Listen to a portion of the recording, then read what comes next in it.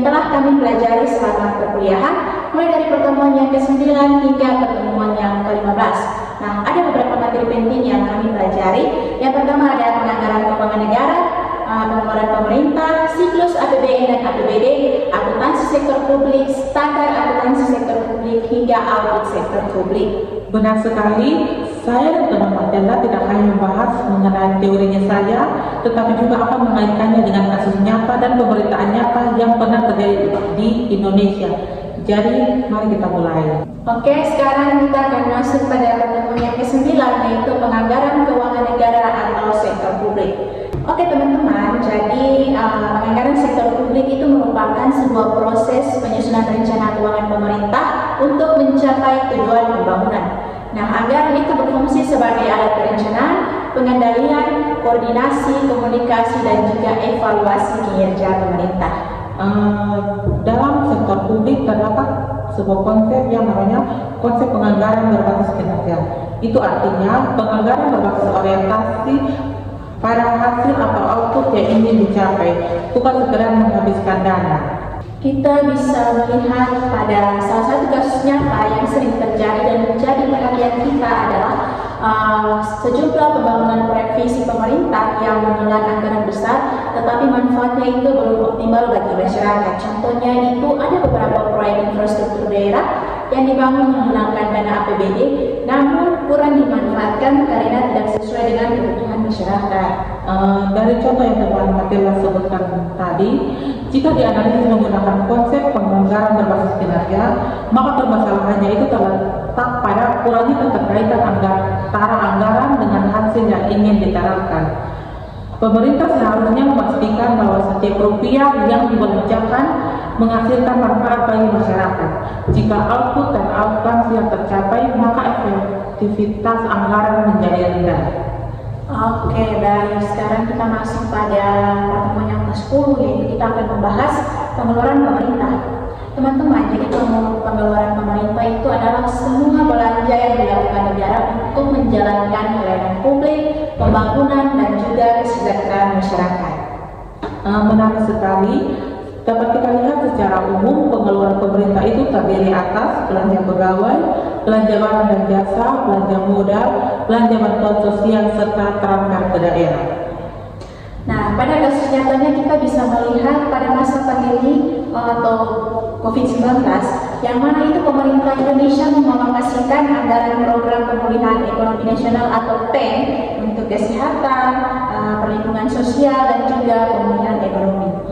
Dari contoh yang teman Matela sebutkan tadi mengenai kasus pandemi COVID-19 yang terjadi, jika dikaitkan menurut teori ekonomi publik Keynesian, peningkatan pengeluaran pemerintah dapat digunakan untuk mendorong perekonomian pada saat masa krisis.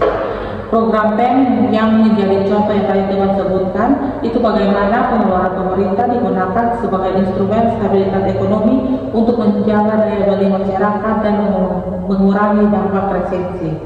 Oke, lanjut saja pada pertemuan yang ke-11, yang mana itu tentang siklus APBN.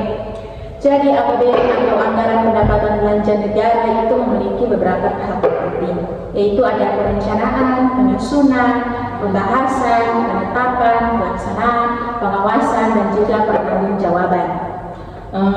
Kasus nyata yang terjadi di Indonesia itu pada setiap tahun pemerintah dan daerah melakukan pembahasan rancangan APBN sebelum disahkan menjadi undang-undang APBN. Misalnya dalam penyusunan APBN pada tahun 2025, pemerintah menetapkan prioritas pada pembangunan infrastruktur, pendidikan, kesehatan, dan ketahanan pangan. Nah, jadi kasus ini itu menunjukkan bahwa siklus APBN itu berjalan secara formal, dan pada tahap pembahasan DPR itu mereka memiliki pengawasan dan penganggaran yang mana agar dana yang dikeluarkan itu sesuai dengan kebutuhan nasional. Dan adanya siklus APBN juga penggunaan keuangan negara itu menjadi lebih transparan dan akuntabel. Jadi selanjutnya kita akan masuk pada materi pertemuan 12, yaitu siklus APBD.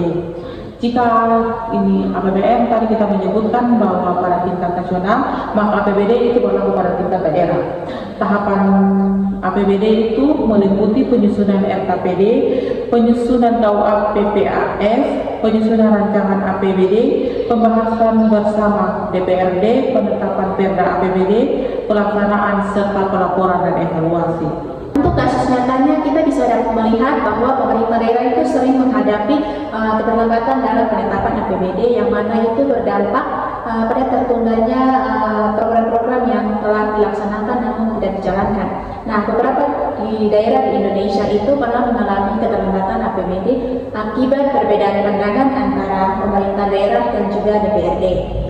Jika kita kaitkan dengan tadi masalah yang teman sebutkan, jika kita kaitkan dengan teori manajemen keuangan publik, keterlambatan APBD dapat mengurangi efektivitas pelayanan publik karena program pembangunan tidak dapat segera dilaksanakan.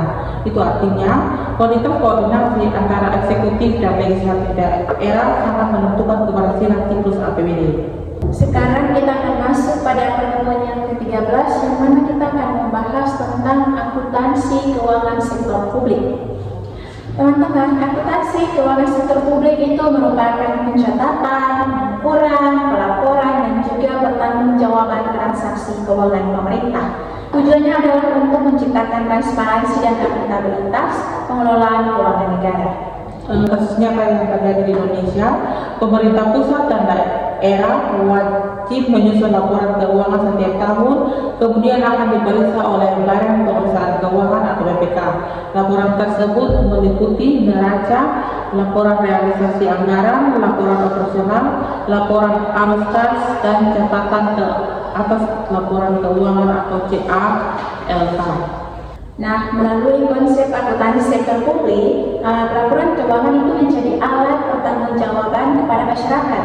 Nah, semakin baik kualitas pencatatan dan pelaporan, maka semakin tinggi juga kepercayaan publik terhadap pemerintah. Baik, kita akan masuk pada pertemuan yang ke-14, yaitu standar akuntansi sektor publik. Standar akuntansi pemerintah atau SAP merupakan pedoman yang digunakan pemerintah dalam menyusun laporan keuangan. SAP ini bertujuan agar laporan keuangan memiliki karakteristik seperti relevan, andal, dapat dibandingkan, dan mudah dipahami. Untuk kasus nyatanya, kita bisa melihat bahwa Indonesia telah menerapkan SAP berbasis akrual sejak tahun 2015. Nah, sebelumnya pemerintah menggunakan basis kas menuju akrual. Dengan sistem akrual, seluruh aset, kewajiban, pendapatan, dan beban dapat dicatat secara lengkap. Hal ini dapat membantu pemerintah memperoleh gambaran yang lebih akurat mengenai kondisi keuangan negara sehingga dapat meningkatkan kualitas pengambilan keputusan. Baik, sekarang kita lanjut pada pertemuan yang ke-15 atau yang terakhir, kita akan membahas tentang audit sektor publik.